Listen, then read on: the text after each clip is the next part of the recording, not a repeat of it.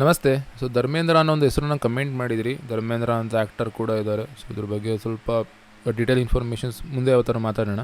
ಈ ಒಂದು particular ನೇಮಲ್ಲಿ total 33 ಇದೆ, 33 ಆಯಿತಾ.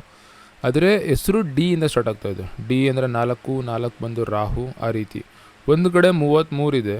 33ರಿಂದ ಅಷ್ಟಲಕ್ಷ್ಮಿ ಯೋಗ ಅಥವಾ 6ನೇ ನಂಬರ್ ಲಕ್ಕಿ ಇರೋರಿಗೆ ಒಳ್ಳೆಯದು. ಅನ್ಲಕ್ಕಿ ಇರೋರು ಯೂಸ್ ಮಾಡಬೇಡಿ, ಮಲ್ಟಿಪಲ್ 6 ಇರೋರು ಯೂಸ್ ಮಾಡೋಕ್ಕೆ ಹೋಗಬೇಡಿ. ಬಟ್ ಬೇರೆಯವರಿಗೆ ಈ ಒಂದು ಹೆಸರಲ್ಲಿದೆ, ಸರಿ ಇದೆ. ಇದರಲ್ಲಿ ಬೇರೆ ನೆಗೆಟಿವ್ ಅಂತ ಕೂಡ ಏನೂ ಇಲ್ಲ ಆಯಿತಾ. AR ಒಂದು ಬರ್ತಾ ಇದೆ, RA ಬರ್ತಾ ಇದೆ ಎಂಡಿಂಗಲ್ಲಿ, DH ಒಂದಿದೆ ಒಟ್ಟಿಗೆ ಸ್ಟಾರ್ಟಿಂಗಲ್ಲಿ. ಅದು ಬಿಟ್ಟು ಓವರಾಲ್ ಅಂತ ಬಂದಾಗ ಹೆಸರು ಒಳ್ಳೇದಿದ್ದು. ಆದರೆ ಡಿಯಿಂದ ಸ್ಟಾರ್ಟ್ ಆಗಬೇಕಾದ್ರೆ ಫ್ಯಾಮಿಲಿ ಸಮಸ್ಯೆಗಳು ಇವೆಲ್ಲ ಮಾತಾಡಿದ್ವಿ. ಈಗ ನನಗೆ ಈ ಒಂದು ಇದರಲ್ಲಿ ನೇಮಲ್ಲಿ 4 ಸ್ಟಾರ್ಟ್ ಆಗ್ತಾ ಇದೆಯಲ್ಲ, ಡಿ ಬಿಟ್ಟುಬಿಡಿ. ಟೋಟಲ್ 33 ಯೂಸ್ ಮಾಡ್ತಿದ್ರೆ ಟೋಟಲ್ 6. ಬಟ್ ಡಿಯಿಂದ ಹೆಸರು ಸ್ಟಾರ್ಟ್ ಆಗ್ತಾ ಇದೆ, ಅದು 4.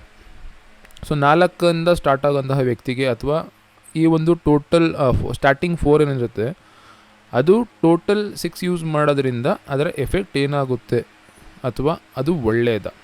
ರಾಹು ಮತ್ತು ಶುಕ್ರ ಒಟ್ಟಿಗೆ ಇದೆ, ದುಡ್ಡು ಕಾಸು ಬರುತ್ತೆ, ಆ ರೀತಿ ಲಾಜಿಕ್ ಏನಾದ್ರು ನಿಮ್ಮ ಒಂದು ತಲೆಯಲ್ಲಿದೆಯಾ?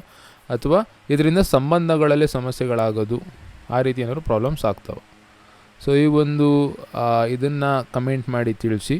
ಏನಕ್ಕೆ ಅಂದರೆ ಆ್ಯಕ್ಟರ್ ಏನಿದ್ದಾರೆ ಅವ್ರ ಲೈಫ್ ಸ್ಟೈಲ್ನ ಸ್ವಲ್ಪ ನೋಡಿ, ಆಲ್ಮೋಸ್ಟ್ ಇದು ಸಿಂಕ್ ಆಗುತ್ತೆ ಆಯಿತಾ. ಈ ನೇಮ್ ಒಳಗಡೆ ಏನಿದೆ, ಒಳಗಡೆ ಯಾವುದು ಅಂತ ಮಿಸ್ಟೇಕ್ ಅಂತ ಏನೂ ಇಲ್ಲ, ಒಂದೇ ಒಂದು ಆಯಿತಾ, ಒಂದು ಕಡೆ ಮಾತ್ರವಿದೆ. ಬಟ್ ಅದಂತ ಮೇಜರ್ ಅಲ್ಲ. ಬಟ್ ಓವರಾಲ್ ಅಂತ ಬಂದಾಗ ಡಿಯಿಂದ ಸ್ಟಾರ್ಟ್ ಆಗ್ತಾ ಇದೆ. ಡಿ ಬಂದು ನಂಬರ್ 4, ಟೋಟಲ್ ಬಂದು 33. ಸೊ ಇದು ಒಳ್ಳೆಯದಾ ಅಥವಾ 33 ಕಂಪ್ಲೀಟ್ ರಿಸಲ್ಟ್ ಕೊಡುತ್ತಾ ಕೊಡಲ್ವಾ? ಇದನ್ನು ಆನ್ಸರ್ ಮಾಡಿ. ಯಾರು ಕಲ್ತಿದ್ದೀರೋ ಸ್ಟೂಡೆಂಟ್ಸ್ಗಳವರು.